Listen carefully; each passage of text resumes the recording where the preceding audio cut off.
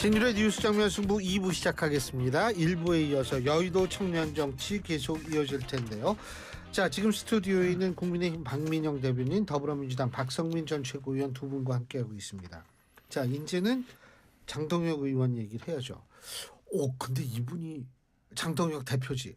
이분이 네. 발언이 좀 세요.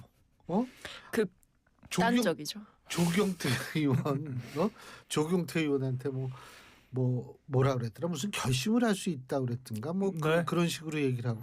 그러니까 무섭잖아요. 결심이 뭐지? 이게 뭘까? 전혀 안 헤어질 무서워하는 것 결심. 같은데요. 전혀 안 무서워하는데 제가 봤을 제명할 때는요. 결심 뭐 이런 거 아닐까요? 어떻게 보세요? 이건 조경태가 100번 1000번 잘못했죠. 조경태 아니 의원이? 애초에 저희가 조직이지 않습니까? 네. 우리가 조경태 의원의 개인 사견을 듣는 자리가 아니에요. 우리가 당론을 결정한다라고 하는 것도 주어진 절차, 토론, 합의에 따라서 의원 3분의 2가 의결을 하는 거예요. 그렇다라고 하면은 우리 당론을 믿고 따라야죠. 당원에도 당론을 믿고 따라야 한다라고 하는 규정이 조항이 있습니다. 당원들의 의무예요. 그런데 합의를 거쳐 만들어진 당론도 무시하고, 심지어는 지난 전당대회에서 조경태 후보가 아무리 그렇게 주장을 해봤자 당원들이 뽑아주지 않는다라고 하는 것은 적어도 우리 당에서는 조경태 후보의 주장이 받아들여지기 어렵다라는 건데, 그때 어떻게 하실 거냐라고 물어봤어요. 그때 조경태 후보가 그러든지 말든지 나는 착한 사람이고 그 사람들이 나쁜 사람인데 나쁜 사람들이 나가는 게 당연한 거 아니에요? 이렇게 얘기를 했단 말이에요. 그러면 그게 우리가 비상계엄이라고 하는 하나의 사건만 가지고 얘기하는 게 아니잖아요. 여긴 조직이고 당인데 당에서 정해진 당론도 무시하고 당원들의 어떤 선출된 결과도 무시하고, 그럼 대체 왜 이 당에 있냐는 거죠. 본인이 착한 사람으로 오로지 남을 수 있는 다른 곳에 가면 되지 않습니까? 그러니까 조경태 후보의 그 의원의 주장 그 자체를 비판하는 걸 넘어서 이건 조직에 대한 존중 자체가 없다. 장동혁 대표가 어쨌거나 과반 득표를 해서 당선됐잖아요. 근데 당선되자마자 무슨 분열과 당의 그런 파멸을 가져올 거다 이런 그건까지 동원을 하는데, 오히려 조경태 후보야말로 의원이야말로 45명 관저합 의원들에게 당을 나가라고 호통을 쳤거든요. 본인이 45명 나가라고 하는 호통치는 것은 당연한 거고, 그 장동혁 대표가 대표로서 절차에 따라서 당원 당규를 어긴 사람들을 징계하겠다라고 하는 것은 폭거인가요? 그러니까 이 기준 자체가 굉장히 자기중심적으로 맞춰져 있다라고 하는 거고, 조직과 조직을 구성하는 조직의 주인, 당의 주인인 당원들의 생각에 대한 전혀 아무런 존중도 볼 수가 없다. 그렇다라고 하는 것은 올바른 말을 하고 싶으시면 당을 나가서 하시라 이겁니다. 근데 장동혁 그 후보 이제 대표시죠. 장동혁 대표가 되는 걸 보고 이제 국민의힘은 앞으로 가기는 글렀다라고 생각합니다. 저는 솔직히. 왜냐하면 이미 결선에서 김앤장이 올라갔을 때부터 이거는 쇄신과 개혁을 얘기하기는커녕 사실은 과거로 회귀하는 거고, 지금 벌써부터 계속 얘기되는 게 전한길 씨에 대한 거취 문제라던가 아니면 윤 전 대통령에 대한 그 장동혁 후보 시절의 입장, 이런 것들이 계속 얘기가 되잖아요. 그래서 선출되자마자 사실은 그동안 이제 후보 시절에 얘기했던 게 내부 총질자들 인적 청산 얘기를 했었고, 그러니까 이 말은 사실은 찬탄파들 다 나가라 이거고, 친한동 은계 포함해서 다 이제 뭔가 내보내겠다라는 취지의 얘기가 있는 것 같고, 그 외에도 윤 전 대통령에 대한 접견 얘기를 한다든지 복당에 대해서도 받지 못할 이유가 없다라고 얘기를 하는 걸 보면, 이게 윤 전 대통령과 절연하고 이제 앞으로 나가나 생각을 했더니 앞으로 나가기는커녕 과거의 늪에 빠져 있다라는 생각이 들어서 앞으로도 똑같이 그냥 거기서 계속 허우적거릴 것 같아요. 국민의힘의 시계가 언제부터 저는 좀 멈춰 있다라는 생각이 들고, 요즘은 보면 멈춰 있는 걸 넘어서서 과거로 이제 시계가 되돌아가는 것 같다라는 생각이 들어서 장동혁 후보가 잘 싸울 것이다라고 생각하시는 분들도 있겠지만, 사실 한 발 떨어져서 보면 장동혁 그 후보 시절에 했던 주장들이 너무나 극단적이고, 특히나 이 극우 유튜버들과 적극적으로 연대하면서 선거운동을 했기 때문에 그런 극우 유튜버들의 영향력이 전한길 씨를 포함해서 당내에서 더 확대되지 않을까라는 우려는 분명히 존재하는 겁니다. 제가 피장파장을 좋아하진 않는데 민주당에도 합리적인 얘기를 하는 분들이 계셨어요. 운동권 청산해야 되고 86세대 나가야 되고 사법 리스크 있는 후보를 용인하기 어렵다. 당이 퇴행하는 길이다. 그래서 체포동의안 가결시킨 의원들이 있었잖아요. 지금 어떻게 됐습니까? 죄다 축출이 됐죠. 그러니까 제가 피장파장을 싫어한다는 게, 민주당도 단일 대우를 유지하기 위해서 정말 많은 피를 흘렸습니다. 비명학살이라고 하는 사건들도 있었고요. 그런 민주당이 너무 삼자처럼 저희 당에 대해서 품평을 하시면은 이건 또 국민들이 보시기에는 균형이 안 맞다라고 생각을 할 수가 있다. 이런 생각이 들고요. 저는 정치라고 하는 것은 그 유권자들의 감정을 추슬러주는 과정이라고 생각을 합니다. 아하. 공감을 해야 되고요. 예. 그들의 결핍과 갈증을 풀어주는 게 정치입니다. 정치는 감정 노동이에요. 그러려면은 이분들이 왜 분노를 했는지를 공감을 해줘야 됩니다. 물론 그 사람들의 어떤 행동들이 일부는 과격할 수도 있고요. 일부는 제도권에서 용인되기 어려운 것들도 너무 많아요. 그분들은 날것의 얘기를 하기 때문에. 그런데 그렇다라고 해서 그런 얘기는 옳지 않다. 그런 얘기는 잘못됐다. 음모론이다. 우리 땅에 얼씬도 하지 마라. 그런 얘기를 하면은 그 유권자들의 그런 감정이 풀어집니까? 오히려 더 극단화되는 거거든요. 그래서 그런 감정들을 우리가 정화시켜주는 과정이 필요하고 그 정화시켜주는 과정은 그 사람들이 원하는 날 것 그대로를 들어줄 필요가 없습니다. 그 사람들의 몫을 우리가 여러 가지 제도권에서 허용하는 방식으로 대변해주는 거. 그게 전 정치라고 생각을 하거든요. 뭐 전환길 정당이다 뭐다 프레임 공격은 할 수 있겠지만 막상 장동혁 대표가 당선되자마자 전환길 씨가 제일 처음 했던 말이 나는 평당원으로 남겠다. 자리 욕심내지 않겠다라고 했거든요. 그래서 당을 위해 함께 누군가는 장외에서 누군가는 원내에서 협력하자 이런 이야기가 오고 갔다라고 전해지고 있습니다. 저는 그런 게 정치라고 생각을 하거든요. 무조건적으로 전환길은 이상한 사람이야. 나쁜 사람이야. 저 사람은 매도해야 될 사람이야. 그러면 오히려 더 세력들이 극단화가 되는 겁니다. 저는 그런 것들이야말로 정치라고 하는 것의 본분에 맞지 않다라고 생각을 하고요. 기본적으로 이 대중의 날것의 감정을 우리가 제도권 언어로 풀어주는 게 정치의 본질이라고 한다면 장동혁 대표는 그런 역할을 가장 효과적으로 수행한 정치인의 직분에 맞는 사람이었기 때문에 예. 당원들의 선택을 받았다라고 저는 생각을 합니다. 잠깐만요. 제가 질문 하나만 할 게 있어요. 대중의 공감, 유권자의 네. 감정이라고 말씀하셨는데 여기서 이게 좀 제가 여쭤보고 싶은 게 여론조사 이게 장동혁 김문수 두 후보의 이 여론 득표율이요. 득표율을 보면 선거인단에서는 김문수 후보가 47.12, 장동혁 후보가 52.88인데 여론조사에서는 60.18% 김문수 후보가 획득했고 장동혁 후보가 39.82%. 이 얘기는 결국은 여기에서 일반 유권자라면 사실 여론조사일 텐데. 그렇죠? 근데 여기선 차이가 좀 많이 났어요, 사실은. 네, 일단은 1차적으로는 당대표를 뽑는 것이지 공직선거 후보자를 배출하는 게 아니기 때문에 예. 당원들의 의사를 더 많이 반영하는 것 자체는 문제가 없다 이렇게 보여지고요. 이건 민주당도 공감을 할 겁니다. 다만 사실 다윗과 골리앗의 싸움이었다 처음부터 저는 그렇게 평가를 하거든요. 예. 김문수 후보가 전 대통령 후보였습니다. 대통령 후보에게는 정당이 몇 달 동안 500억 상당의 선거비를 투입을 해서 홍보를 하거든요. 예. 그러니까 컨벤션 효과와 이 후광 효과가 있을 수밖에 없습니다. 그렇기 때문에 역대 모든 대선 후보들은 65% 이상을 득표해서 낙승을 했습니다. 직후 전당대회에서. 그런데 장동혁 후보 1.5선이거든요. 의정활동 3년 했습니다. 충청도 출신이고요. 근데 이런 사람이 6%로 시작을 해서 다윗과 골리앗의 싸움에서 6대4로 좁힌 것 자체가 굉장히 대단하다라고 저는 생각을 하죠. 3주 만에 벌어진 결과거든요. 더군다나 이 인지도라는 걸 무시할 수가 없습니다. 예. 김문수 후보는 정치를 굉장히 오래 한 사람이고 장동혁 후보는 사실 일반인들은 모르거든요. 그런 여러 여건들을 극복하고 당대표가 됐다라고 하는 게 일종의 서사를 썼다라고 보는 것이 그 당장의 표 자체가 여론조사에서 좀 낮았으니까 민심에 어긋나는 거 아니야? 라고 하는 것 자체가 우리가 장동혁이라는 사람을 충분히 평가할 시간을 갖지 않은 상태에서 예단한 것이고 그런 것들을 더 고관여층인 당원들이 먼저 알아보고 평가를 했다. 이렇게 봅니다. 예. 근데 이게 뭐 어떤 정치적인 정치적인 사안을 두고 입장이 갈리는 문제를 지적을 하는 게 아니고, 그러니까 일반적인 정치 상황에서 하는 얘기가 아니고 이게 불법 계엄과 윤 전 대통령의 탄핵과 그 뒤에 뭐 특검 수사도 있는 거고 이러한 상황 속에서 이 국민의힘을 바라보고 있는 거잖아요. 근데 거기에 대해서 사실 정치적인 책임을 제대로 국민의힘이 안 졌다라고 볼 수밖에 없는 행보가 계속됐고 심지어는 뭐 윤 전 대통령의 뭐 체포를 막기 위해서 달려갔던 뭐 45명의 의원들이라든지 아니면 윤 전 대통령의 탄핵에 이제 반대하는 당론을 세웠던 거라든지 이런 거는 단순한 저는 정치적으로 입장이 갈리는 사안은 아니라고 생각해요. 그러니까 불법 계엄과 내란 앞에 정치인들이 타협해서는 안 되는 거라고 생각합니다. 그리고 그런 어떤 뭐 분노라든지 윤 전 대통령은 잘못 없다라고 생각하는 사람들이 있을 수는 있지만 한 명 한 명의 헌법기관이고 심지어는 계엄군을 보내서 유리창을 깨고 본청을 진입하고 의원들을 끌어내서 그 계엄 해제의 의결을 막으려고 했던 그런 행태를 보였던 이 윤 전 대통령에 대한 옹호라든지 제대로 된 정리를 하지 못하는 모습을 보여주는 거는 이거는 완전히 다른 차원이라고 생각하거든요.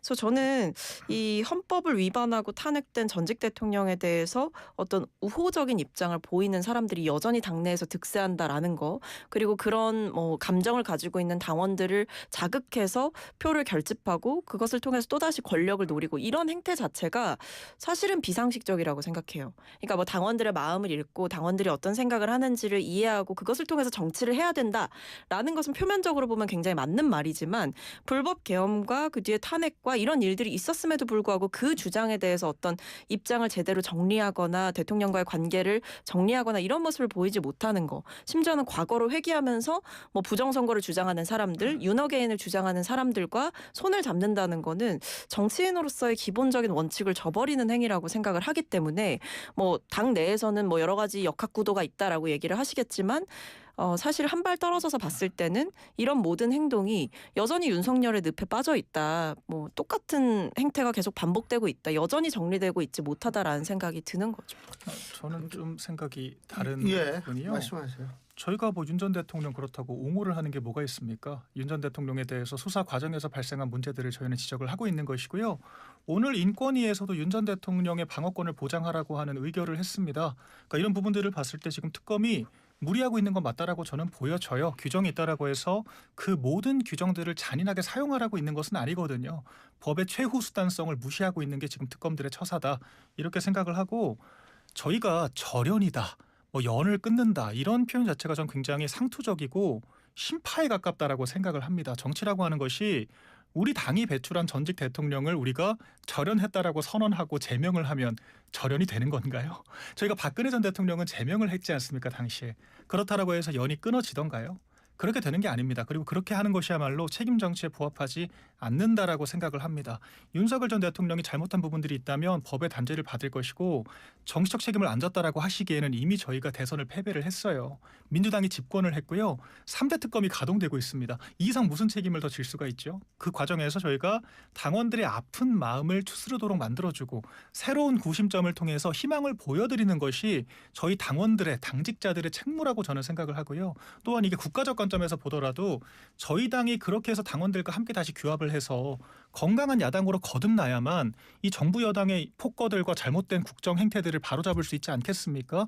그런 과정에서 당이 정상화되고 이 아픔을 딛고 일어나고자 하는 몸부림을 치고 있는 것이지 이것 자체가 퇴행이라고 한다면 사실 퇴행이 아닌 것이 뭐가 있겠습니까? 역사를 잊은 민족에게는 미래가 없다라고 하고 저희가 과거를 반면교사로 삼는 게 훨씬 중요하다라고 저는 생각을 합니다.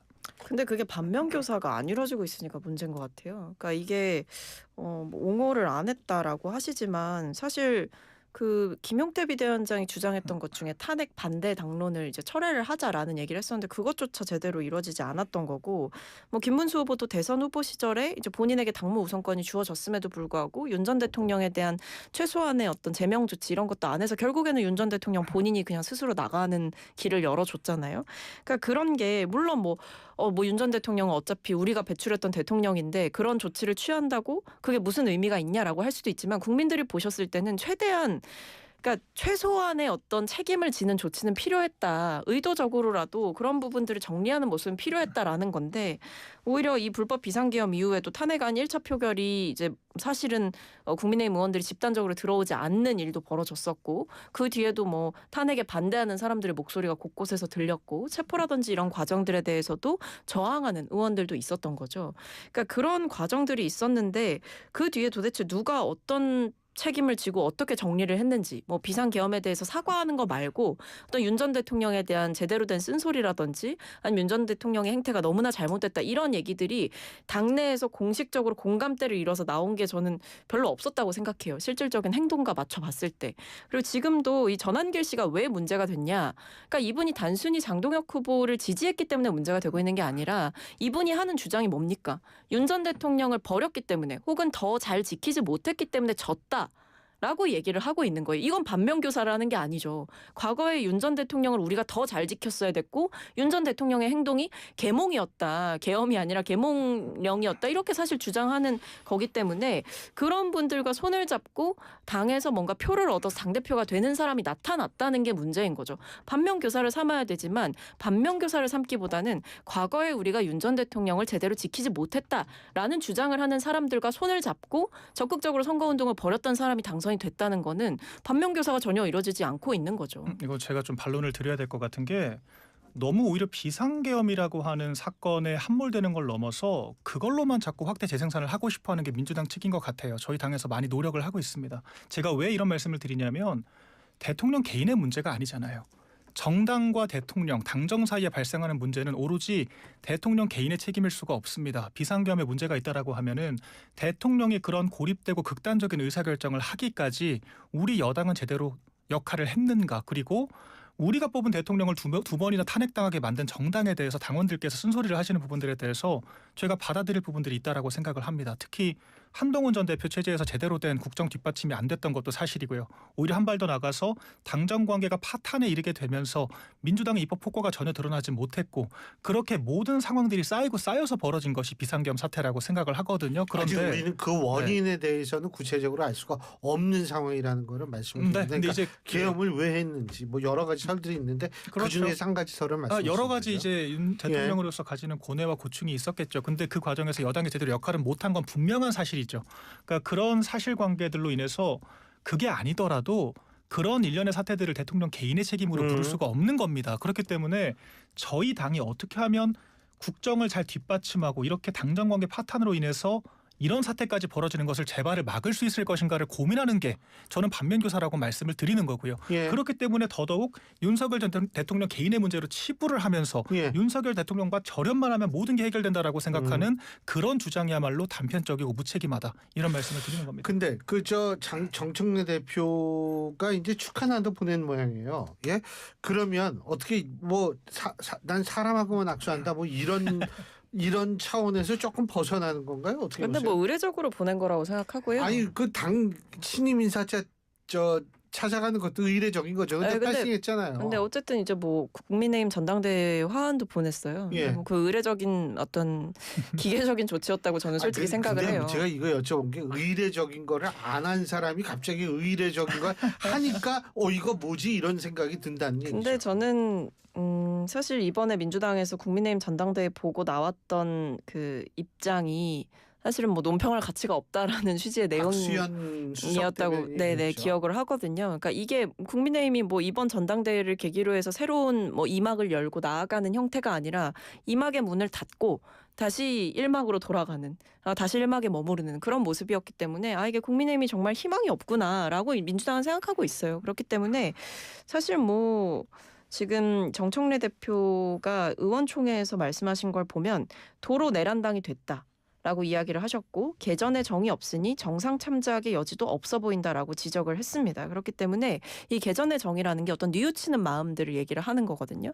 이런 의미에서 이거는 답이 없다라는 게 저희의 솔직한 결론인 거고요. 그런 의미에서 저는 뭐 어떤 난을 뭐 보내고 했다라는 이유로 국민의힘과 다시 잘 지내고 이런 모습들이 연출되기는 어렵다라고 보입니다. 그리고 뭐 지금 국민의힘 장동혁 대표도 뭐라 그랬냐면 모든 우파 시민과 연대해서 이재명 정권 끌어내리는데 제 모든 것을 바치겠다 이런 얘기 하고 계시잖아요. 뭐 윤 전 대통령에 대해서도 우호적인 입장 내고 있고 이런 분과 뭐 어떤 대화를 할 수가 있겠습니까? 저는 앞으로도 요원해 보인다 생각합니다. 저희도 별로 대화하고 싶지 않습니다. 기본적으로 장동혁 대표가 뭐 전과를 저지르 그랬습니까? 아니 뭐 미국 반미 운동을 하다가 잡혀가기랬습니까? 오히려 정청래 대표 같은 경우에는 아무리 과거 사건이라고 하지만 미국 대사관저까지 쳐들어가서 사제폭탄을 들고 들어가서 협박을 하다가 끌려 나오고 실형까지 받은 사람이죠. 오히려 이런 사람이 법사위원장 자리에 앉은 것부터가 좀 국가적 수치라고 생각을 하거든요. 저희 국민의힘이 제대로 된 여당 역할을 못했기 때문에 국민들께서 그런 참담한 광경까지 보게 된 것에 저희가 죄송한 마음일 뿐인 것이지 지금 여당 대표가 가당키나 한 인물인가요, 솔직히? 그러니까 인격적으로 보나 능력적으로 보나 과거 행보로 보나 저희가 악수하고 싶지 않은 건 저희 쪽 아닐까요? 장동혁 대표가 일부 정치적인 레토릭을 구사한다라고 해서 그것은 상종도 못할 사람이라고 생각을 하면서 이렇게까지 실질적으로 국가에 위해를 끼친 인물들에 대해서는 당연히 떠받들나라고 생각을 하는 것 자체가 좀 지나치게 정파적인 사고에 갇혀 있다라고 생각을 하고 결과적으로 여야 모두가 정파적으로 싸우기 시작하면 더 큰 책임은 여당에게 있는 겁니다. 여당이 책임을 지는 것이고요. 야당과 협조하지 않아서 발생하는 국정 공백 같은 문제들도 모두 다 정부 여당이 책임을 질 수밖에 없습니다. 당장 이재명 대통령이 통합을 강조를 하고 있고 1호 국정과제가 개헌인 상황인데 민주당이 아무리 다수 의석을 가지고 있다라고 하지만 단독으로 개헌 못 하거든요. 이런 부분들에 대해서 야당과 전혀 협조할 생각이 없다라고 한다면 그것이야말로 여당의 그릇이 얼마나 작은 것이지만 보여주는 것이다. 그렇게 평가를 합니다. 좀 아까 한덕수 전 총리 이제 지금 서울구치소에 갔는데 어떻게 될 거라고 보세요? 저는 구속될 거라고 봅니다. 구속될 거라고. 네네. 왜냐하면 그러니까 증거인멸을 했잖아요, 그분이. 일단은 뭐 그 전에 또 위증도 했어요. 그러니까 뭐 정신을 차려보니 양복 주머니에 뭐 선포문이 있더라 뭐 이런 취지로 얘기를 했지만 CCTV 보니까 아니고 네. 또 특검 출석해서 구속 피하려고 제가 봤을 때 진술을 막판에 바꿨던 것 같은데 구속만은 피하려고. 근데 그런 행태들 자체가 사실은 본인이 처음에 이제 거짓말을 했던 것도 있는 거고 그 외에도 이제 사후 계엄 선포문이 작성됐다고 하는데 그것에 서명을 하고 그 뒤에 이제 며칠 뒤에 부속실장한테 전화해서 그거는 이제 없애는 게 좋겠다 이렇게 얘기를 했다라는 게 드러났습니다. 그렇기 때문에 그거 자체가 증거인멸이고 그동안 이제 입장을 바꿨거나 뭐 부인하면서 온갖 얘기로 이제 거짓말을 했지만 결과적으로 보면 CCTV를 봐도 그리고 그때 당시에 이제 참석했던 사람들의 말을 들어봐도 한덕수 전 총리가 계속 거짓말을 했다라는 게 드러났기 때문에 이게 뭐 본인이 다 실토하고 처음부터 제대로 협조하고 이랬던 게 아니다 보니 저는 증거인멸의 우려가 매우 크다라고 생각을 할 것 같아요. 그래서 법원에서 현명하게 판단을 하겠지만 구속이 될 가능성이 가장 높지 않을까 싶습니다. 지금 속보 들어왔는데 네. 우상호 정무수석이 장동혁 대표를 예방을 했는데 거기에서 이재명 대통령이 장동혁 대표에게 영수회담을 제안했다라는 속보가 있습니다. 어떻게 네. 보세요?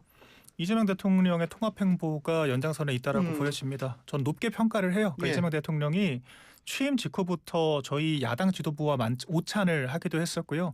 대통령실 초대도 했었잖아요. 그게 네. 굿캅 배드캅입니까? 아니면 따로 노는 겁니까?